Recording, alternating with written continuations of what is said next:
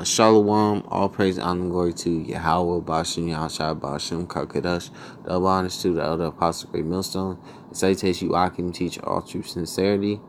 I'm going to start this off in Job, chapter 27, verse 13. It says, "This is the portion of a wicked man with Yahweh, and the heritage of oppressors, which they shall receive of the Almighty." So this is the portion of a wicked man. The seed of the wicked is the so-called white man, who is Esau, which is the red Hebrew Edomite, and this is their, their heritage, because they oppress the nation of Israel, the so-called Negroes, Latinos, and Native Americans. Esau, he oppressed the entire world, but he put more hell on our nation. His twin brother, Jacob, he put more hell on our nation above all nations. And it says, which they shall receive from the Almighty. And it says, verse 14, it says, "If his children be multiplied, it is for the sword, and his offspring should not be satisfied with bread." And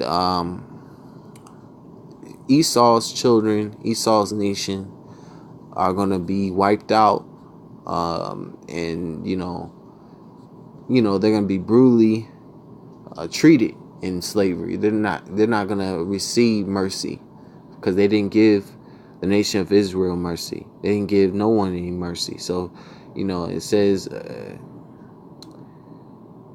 it says in scripture, "Him that be evil towards himself, who can he be good to?" It says, those that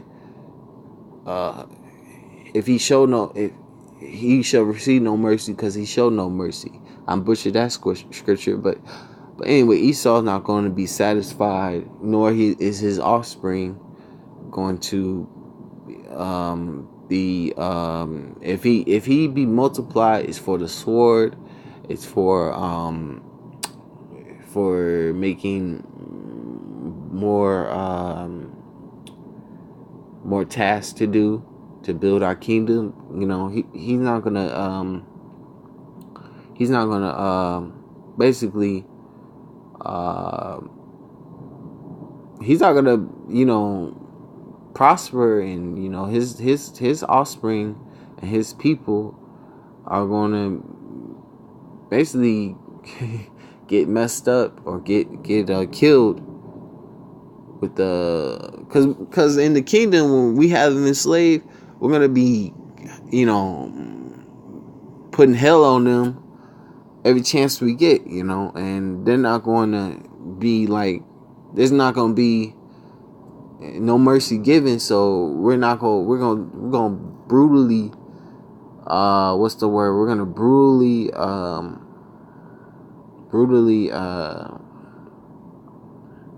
beat them,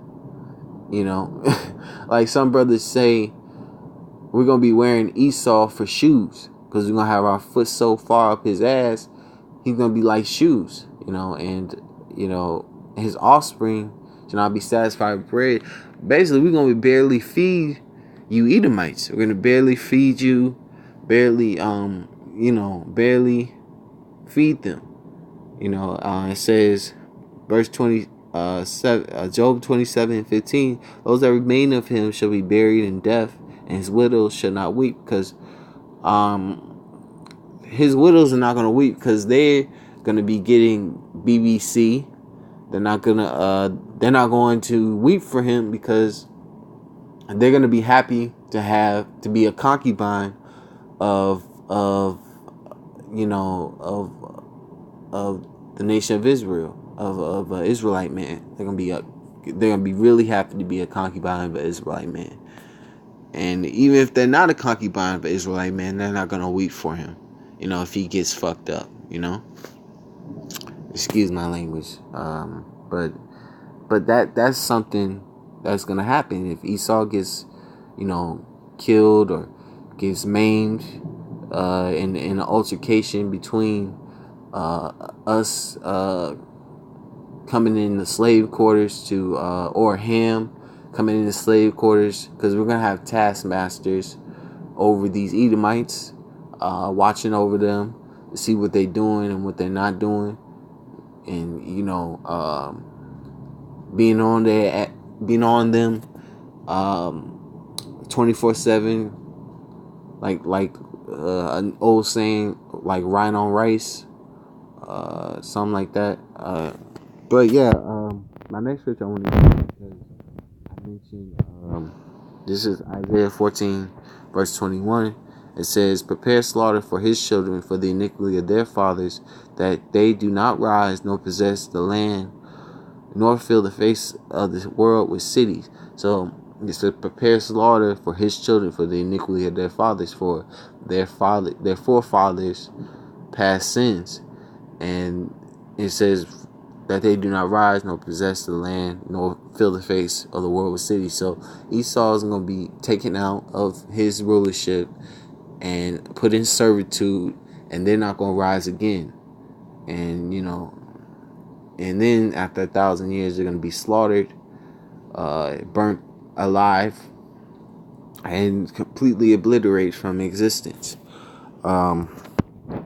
Because the next scripture I want to get was Job 18, verse 19. It says, this is Job 18, verse 19. It says, "He shall neither have son nor nephew among his people, nor any remaining in his dwellings."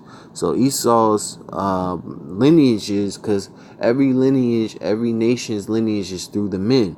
So his men are going to mostly be taken out, which is going to destroy mostly his lineage and his nation.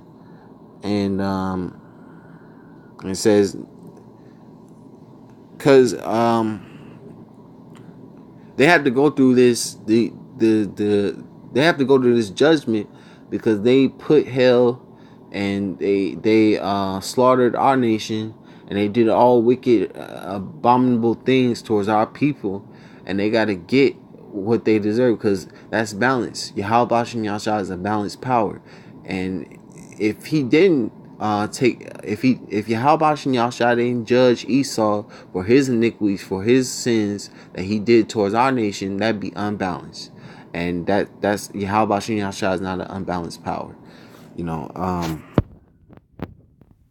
is Psalms 21, verse 10. It says, this is Psalm 21, verse 10. Their fruit shall thou destroy from the earth, and their seed from among the children of men. And the fruit, which represents the children, which shall be destroyed from the earth. So the nation of Esau will be destroyed off the face of the earth, and their seed from among men. So Esau will be obliterated after 1,000 years, and it'll be like a dream, and he'll be his existence will be like being wiped out from among the children of men, among all nations. Esau will be no more. This is Psalm 37 and verse 28. Psalm 37 verse 28. "For Yahweh loveth judgment, and forsaketh not his saints." So Yahweh Bashem Yahshua is not going to forsake the nation of Israel, which are the saints, and they are preserved forever. Because once we're in rulership, and once we're put in these the new bodies, where the law, statutes, commandments are written in us, we're preserved. Our nation is preserved forever. It says, "But the seed of the wicked shall be cut off." So the seed of Esau, Edom, the so-called white man, who's the red Hebrew Edomite, shall be cut off from existence after 1,000 years, after he served his sentence, after he gets double what he's done to the nation of Israel. He'll completely be cut off.